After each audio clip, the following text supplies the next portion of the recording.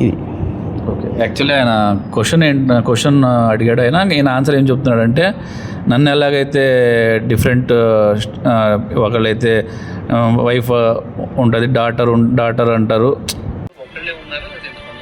దీనికి ఆన్సర్ ఏంటంటే, ఇప్పుడు నేను ఒక్కడినే, ఇద్దరు వైఎస్ఆర్ మూర్తులు లేరుగా పక్క పక్కన, ఒక్కడనే ఉన్నా.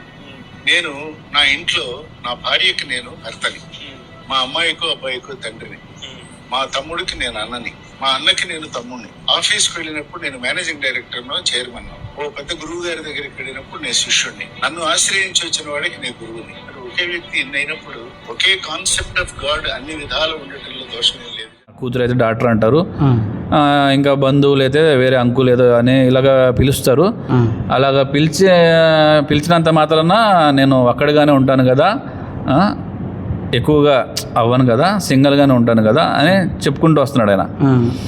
దీనికి దేవుడికి ముడిపెట్టడం సూట్ అవుతుంది అంటారా, లేకపోతే విరుద్ధం అంటారా?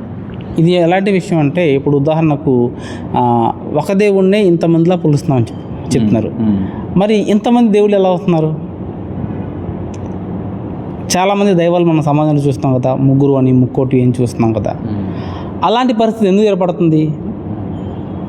ఖురాన్ గ్రంథంలోని దైవం తెలియజేస్తున్నాడు, ఒకవేళ ఈ భూమిలో ఆకాశాల్లో ఒకే ఒక దైవం తప్ప ఇతర దేవుళ్ళు కూడా ఉన్నట్లయితే భూమి ఆకాశ వ్యవస్థ చిన్న భిన్నమై ఉండేది. ఈ విషయం కూడా మీకు అర్థం కావట్లేదు అంటాడు.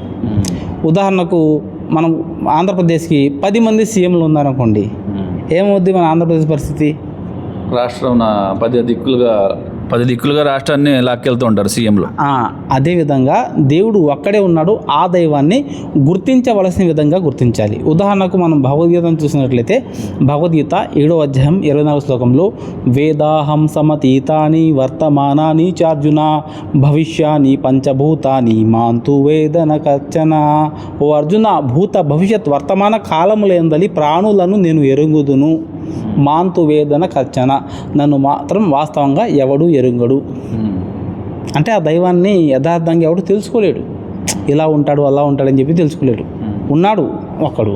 ఇదే విషయాన్ని ఖురాన్ గ్రంథం తెలియజేస్తుంది, వమా ఖదరుల్లాహి హక్క ఖదరి, వారు అల్లాని గుర్తించవలసిన విధంగా గుర్తించలేదని చెప్పి చెప్పడం జరిగింది.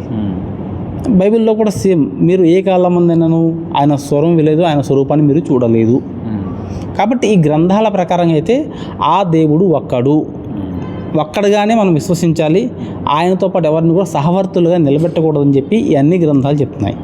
ఈ పరిజ్ఞానం లేని కారణంగా మనకు ఏదైతే అనిపిస్తుందో మన సమాజంలో చాలా అనిపిస్తూ ఉంటాయి మన ఊహలు. ఆ ప్రతి ఊహకు ఒక రూపాన్ని, ఒక స్వరూపాన్ని, నాకు ఇలా అనిపిస్తుంది కాబట్టి నాకు ఇదని చెప్తే అప్పుడు ఆ దేవుడు ఒక్కడే అవుతాడు. అది మనం అనుకుంటున్నాం. వాస్తవం ఏంటి? గ్రంథాల్లో ఉంది. ఆ గ్రంథాలు ఏంటంటే ఏకం సత్విప్రాహ బహుధా వదంతి. అయ్యా, భగవంతుడు ఒక్కడే. ఋషులు, పండితులు, జ్ఞానులు అన్ని విభిన్న పేర్లతో పిలుస్తారు. విభిన్న దైవాలని చెప్పలేదు.